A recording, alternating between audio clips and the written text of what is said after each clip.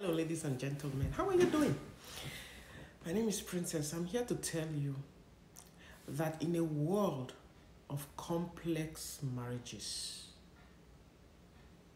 sweet marriages still exist. That's why I want to discuss this issue today with you guys.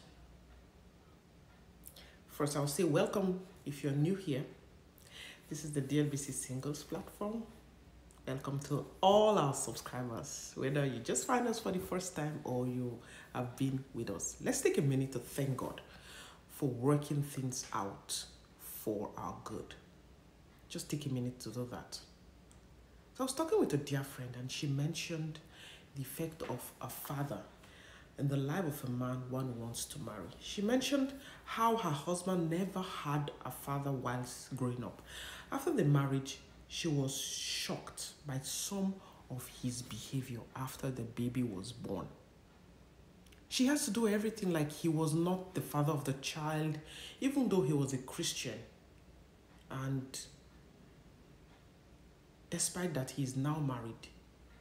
He had brought a lot of harm on his wife and child. He was always an absent father or an absentee father. He never was available for the kids. He puts himself above the needs of the kids and his wife and the family. Now she was wondering, how can a man who has no father figure while growing up be a better husband or a father to his children? My friend said that they discussed how his father abandoned, the home for his mother alone to take care of the kids. She mentioned that there was the impact on him, even as a grown-up person, and asked her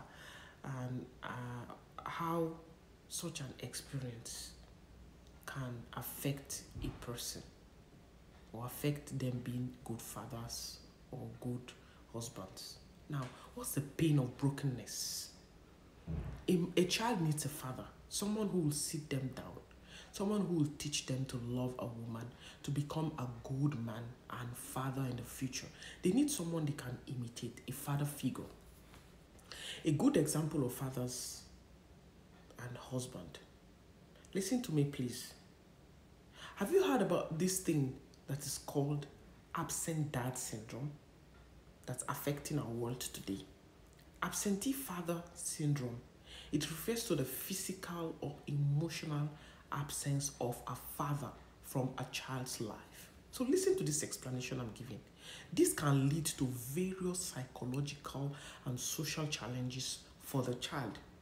Now, the absence of a father can result from divorce. It can be from separation, from work commitments, from abandonment, or even other circumstances where the father is not just present in the child's life. He's not there in the daily life of that child. And the impact of this on the child may include like a feeling of neglect, of low self-esteem, of behavioral issues, difficulties in forming a healthy relationship in the future, academic struggles, and many more. Now, addressing absentee father syndrome often involves seeking support from other family members. Okay, you can get a mentor, a man figure that your son or your child respects, professional counseling to help mitigate, the effect of this absence on a child's life. We have a lot of work to do as a church, as family. We always have women fellowship. Women, they talk to them to care for the home, to become good wives. But who is talking to the men? It's a question that I always ask. There's the reality that men don't want maybe to be spoken of, especially sensitive topic like this one that comes from their past. The ego is there to stop them from, this awareness, accepting that they need help and that the desire to accept help. Now, you can't take a horse, you can't force a horse to drink. You can take it to the river, but you cannot force it to drink. It's God's grace that you can become a good father or a good man if you can ask for help. So if you're a man and you're from a broken home and you have problem with this absentee father figure from a polygamous home, from a home where it was just your mom who was there, you might need to seek for help. Have you heard them say that? Hurt people hurt people. So people who are hurt, it's easy for them to hurt others. So if you have a partner who tells you that they're from a broken home and that their father was never there for them, I beg you to ask them if they had father figures in their life. Big uncles, big brother of their mother or of their father, or, someone in their family, someone that stepped into the shoes of that absentee father. If not, they might need some therapy. Ask them to get some therapy. Ask them to discuss the hurt of not having a father in their life.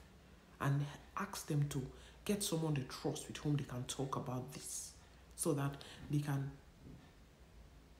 let that hidden wound be addressed before they come into marriage with you and building a home, rearing children. Because if they don't know the best way for a man to relate with his children, then they will have difficult times or difficulties in relating with their own children in the future. And definitely it will hurt you. It will hurt you as a woman, it will hurt the home, and you as a man, it will hurt you as well. So if you've had this problem, you're from a polygamous home, you need help, please ask for help and get help. You'll be doing your family a whole lot of good. 1,000 million times, I beg you, get to talk about those feelings that you have bottled up for so long.